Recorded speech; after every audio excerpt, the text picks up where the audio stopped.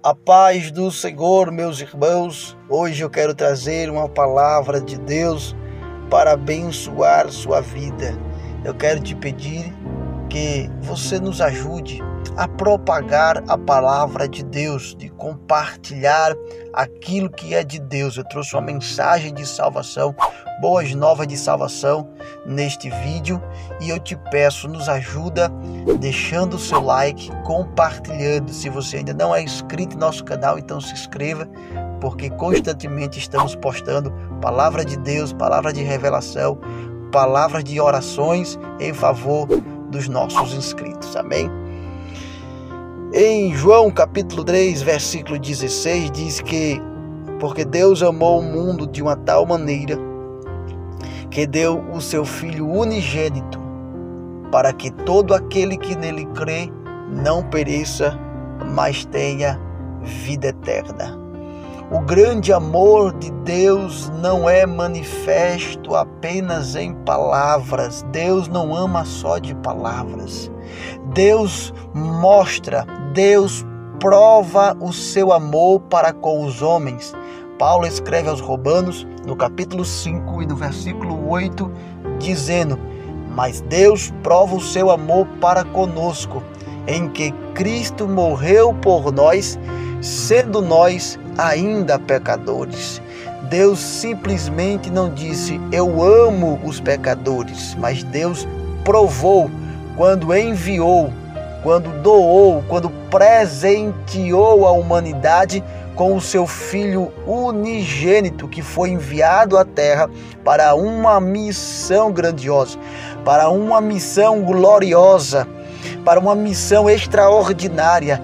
Cristo é enviado à terra para ser o Cordeiro de Deus, para ser um sacrifício vivo em favor de um resgate, porque pecador é aquele que é transgressor dos mandamentos de Deus, dos ensinamentos de Deus, e pecador é aquele que se constitui inimigo de Deus. Então perceba que Deus envia o seu único Filho para morrer, para se sacrificar em favor de seus inimigos que na verdade é o seu grande projeto de criação, o seu inimigo que se perdeu, o inimigo que ficou distante daquela amizade que tinha antes com o Senhor, como havia no Éden, mas que na condição de pecado se tornou inimigo de Deus. Então Deus envia o seu único Filho para morrer em favor de seus inimigos. Deus prova, Deus não apenas diz que ama, Deus prova o seu amor para conosco. Então não fique cabisbaixo, não fique triste pensando Deus não me ama, Deus não se importa comigo. Isso é mentira do diabo.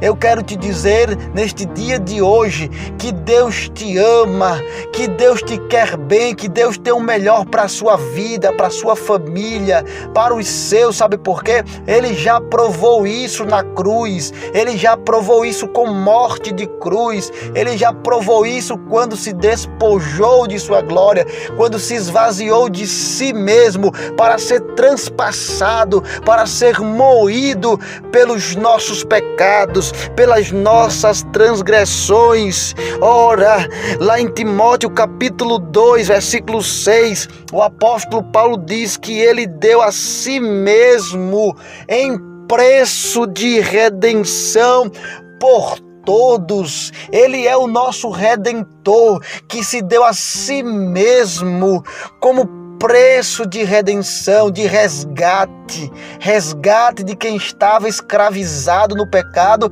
e condenado a uma condenação eterna. Então ele se dá a si mesmo como preço de um resgate para tirar o homem da escravidão do pecado e viver na presença de Deus para todo sempre. Preço de redenção, em que o apóstolo Pedro, na sua primeira epístola, vai dizer: sabendo que não foi com as coisas corruptíveis, como prata e ouro, que fostes resgatados da vossa vã maneira de viver, ao qual recebeste por tradição dos vossos pais, mas com o precioso sangue de Jesus. É o precioso sangue de Jesus que nos dá o poder do resgate. O preço não foi de prata, o preço não foi de ouro, nem a moeda mais cara deste mundo, seja a moeda europeia, seja o dólar, seja qual for a moeda, nenhum preço, nem toda a fortuna do homem mais rico desse mundo é capaz de comprar o resgate da humanidade. Por isso que nós não fomos comprados com as riquezas corruptíveis deste mundo, mas com o sangue de Jesus. Foi preço de sangue de Canara sobre Nevassai. Foi o preço do sangue de Jesus que nos resgatou do pecado. Eu quero te dizer nesse dia de hoje que nós não temos força suficiente para sair, para obter liberdade da escravidão do pecado, da prisão da iniquidade. Somente o poder da cruz, somente o poder do sacrifício vivo de Cristo Jesus, somente através do Cordeiro imaculado e incontaminado. É o sangue de Jesus que justifica, é o sangue de Jesus que nos purifica de todo pecado. É esse sangue carmesim que embranquece as nossas vestes espirituais para torná-las brancas como a neve, mais alvo do que a neve, porque somente com vestes brancas poderemos entrar nas mansões celestiais,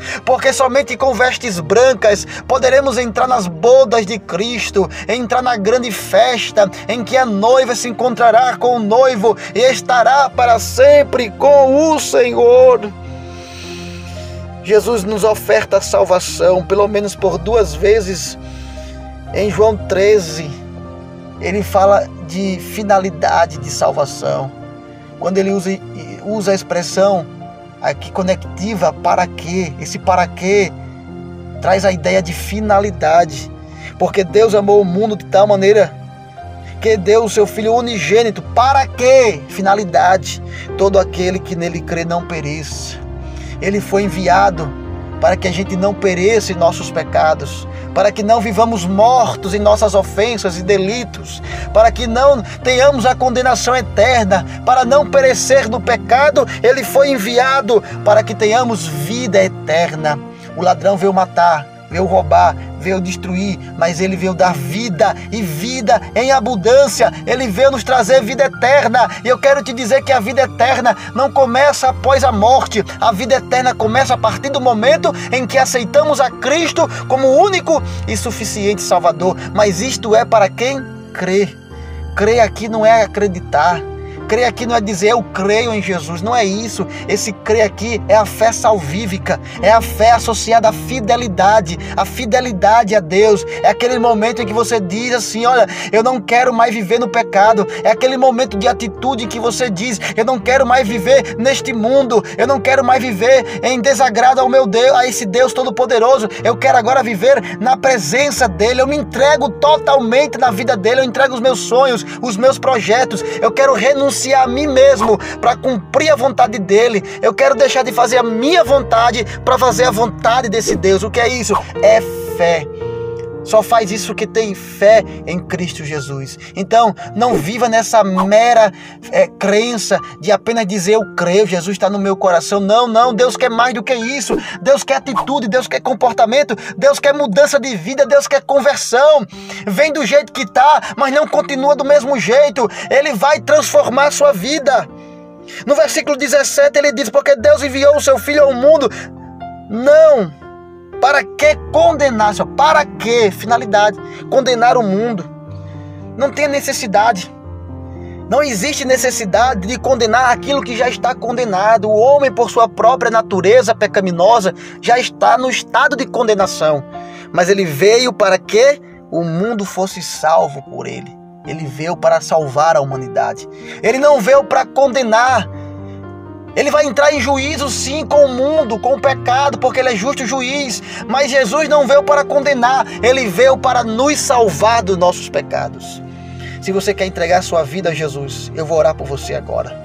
Querido Deus, amado Pai, aquele que recebeu essa palavra com fé, aquele que abraçou essa mensagem, aquele que foi alcançado, que foi convencido pelo Espírito Santo nesse momento, eu te peço, Pai, perdoa os seus pecados, justifica, escreve o nome no livro da vida, que é o que nos dá garantia de salvação. Meu Pai, transforma, ajuda, fortalece, para que essa pessoa possa continuar na Tua presença até o grande dia em que iremos nos encontrar com o Senhor e estaremos com o Senhor para todo sempre. Amém. Deus vos abençoe.